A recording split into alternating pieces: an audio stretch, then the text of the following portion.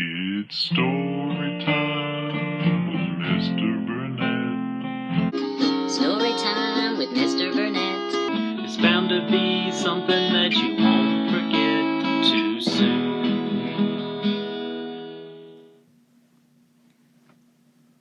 Hello, friends. Welcome back.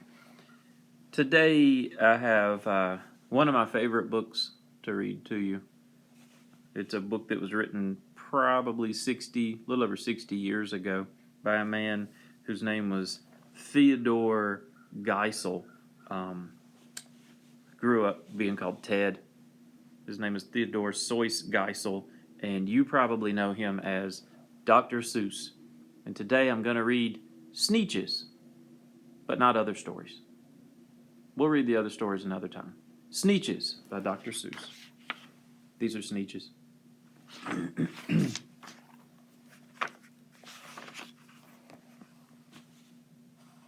The Sneetches. Now, the star-bellied Sneetches had bellies with stars. The plain-bellied Sneetches had none upon theirs. Those stars weren't so big.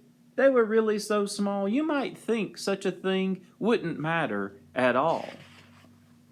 But because they had stars, all the star-bellied Sneetches would brag, "We're the best kind of Sneetch on the beaches." With their snoots in the air, they would sniff and they'd snort. "We'll have nothing to do with the plain-belly sort." And whenever they met some, when they were out walking, they'd hike right on past them without even talking. When the star-bellied children went out to play ball, could a plain belly get in the game? Not at all. You only could play if your bellies had stars, and the plain-bellied children had none upon theirs.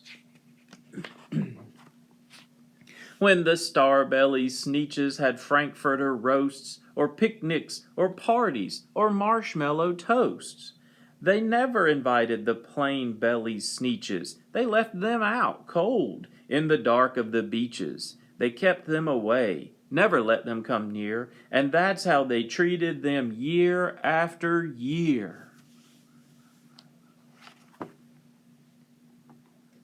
The injustice, the sadness of this makes me long for a sip of tea.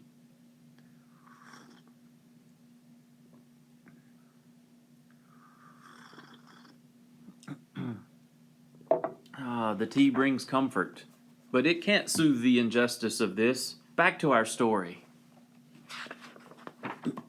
Then, one day, it seems, while the plain-bellied Sneetches were moping and doping along on the beaches, just sitting there wishing their bellies had stars, a stranger zipped up in the strangest of cars. "My friends," he announced in a voice clear and keen, "my name is Sylvester McMonkey McBean, and I've heard of your troubles. I've heard you're unhappy, but I can fix that. I'm the fix-it-up chappie. I've come here to help you. I have what you need, and my prices are low, and I work at great speed, and my work is 100% guaranteed." Then, quickly, Sylvester McMonkey McBean put together a very peculiar machine. And he said, "You want stars like a star-bellied Sneetch? My friends, you can have them for just $3 each. Just pay me your money and hop right aboard." So, they clambered inside. Then the big machine roared, and it conked, and it bonked, and it jerked, and it burked, and it bopped them about. But the thing really worked. When the plain-bellied Sneetches popped out, they had stars. They actually did. They had stars upon theirs. Then they yelled at the ones who had stars at the start, "We're exactly like you. You can't tell us apart. We're all just the same now, you snooty old smarties, and now we can go to your frankfurter parties." "Good grief," groaned the ones who had stars at the first. We're still the best Sneetches, and they are the worst. But now, how in the world will we know? They all frowned. If which kind is what, or the other way round?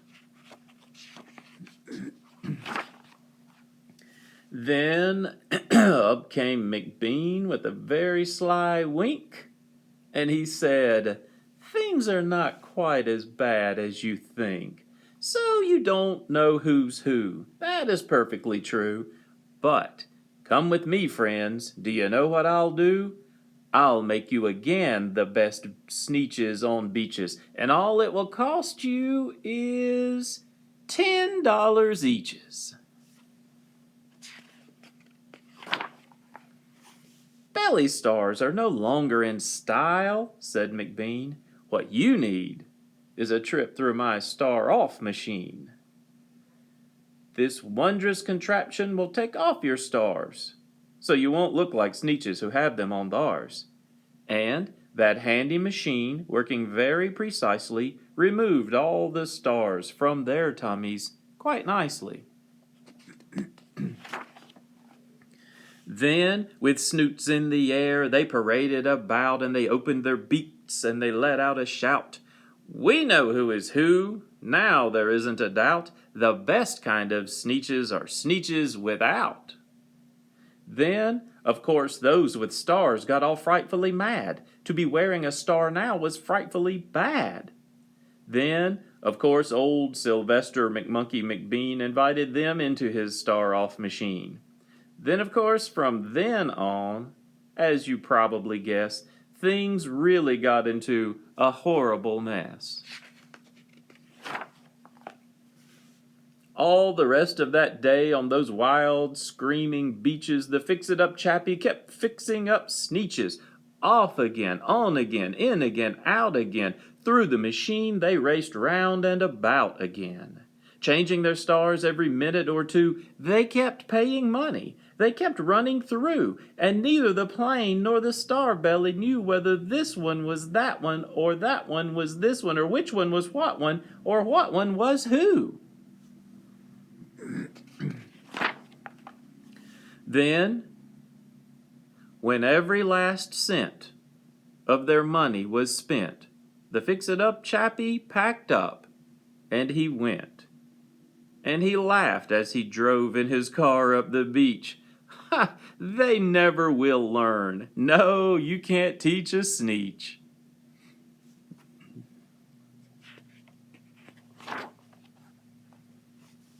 But McBean was quite wrong. I'm quite happy to say that the Sneetches got really quite smart on that day. The day they decided that Sneetches are Sneetches, and no kind of Sneetch is the best on the beaches. That day, all the Sneetches forgot about stars, and whether they had one or not upon theirs.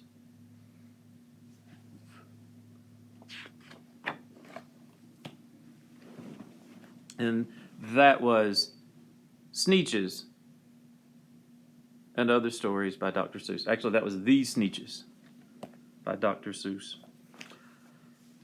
So many good lessons are built into that story.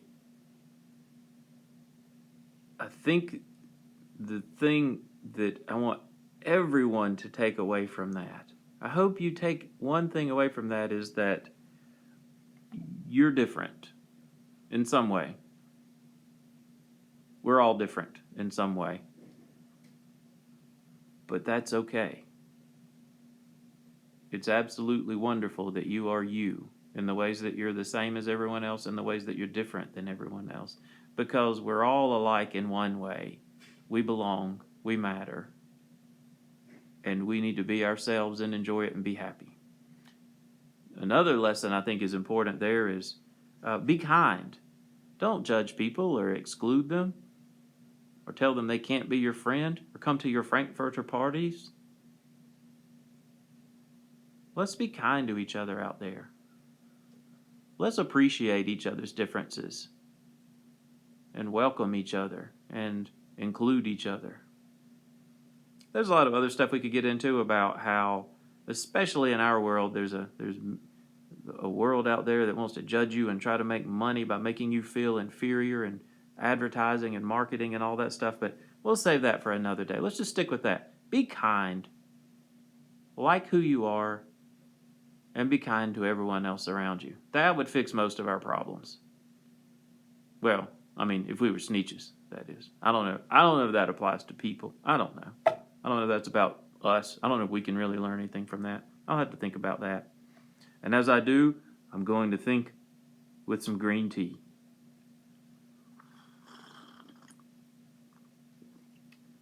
Mm-hmm. Thanks, friends. Have a good day.